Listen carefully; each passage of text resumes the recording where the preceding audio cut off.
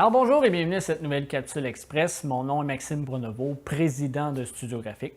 Aujourd'hui, le sujet du jour, que dois-je publier sur les médias sociaux?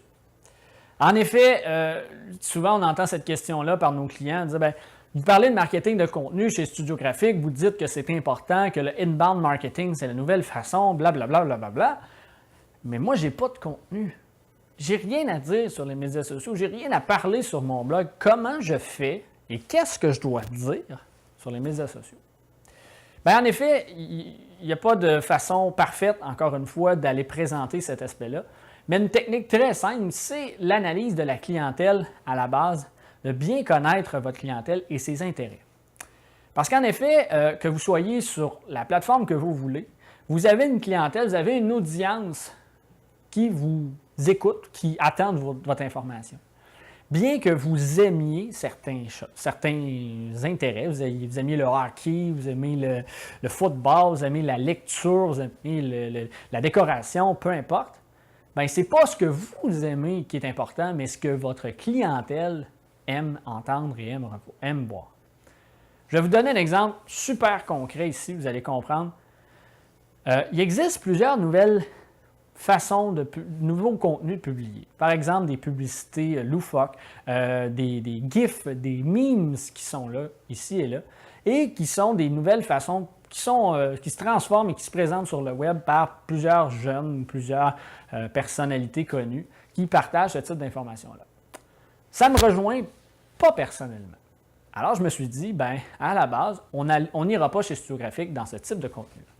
Par contre, imaginez donc que la journée qu'on essaie pour le fun sur une plateforme qui est Instagram, d'y mettre un GIF, c'est une de nos meilleures publications à ce jour. Vous comprendrez, je veux exagérer un peu le principe pour vous dire que l'important, c'est d'aller essayer des choses, mais c'est de penser à ce que votre clientèle aimerait voir. C'est d'aller travailler certains contenus en fonction de ce qu'eux veulent entendre et non ce que vous voulez entendre. En connaissant les goûts de votre clientèle, en connaissant ce qu'ils consomment comme information, vous allez être capable de fournir du contenu approprié pour eux. Et l'autre aspect intéressant, c'est qu'en analysant votre clientèle, en sachant ce qu'ils aiment, vous allez aussi vous allez avoir une liste de choix, de contenu potentiel que vous pouvez leur offrir.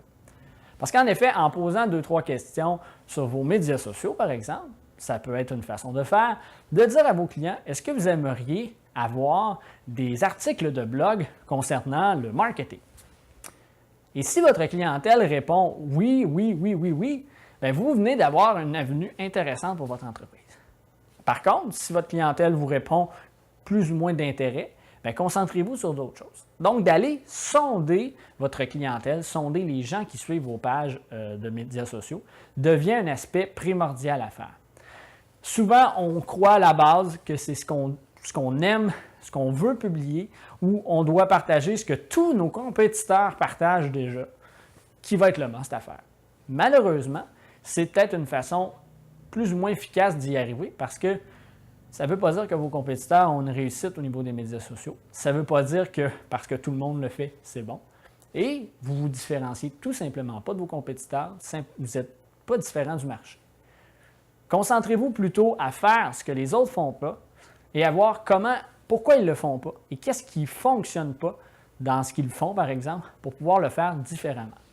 En étant différent, vous allez sortir une liste rapidement de contenus sur lesquels vous allez pouvoir vous concentrer.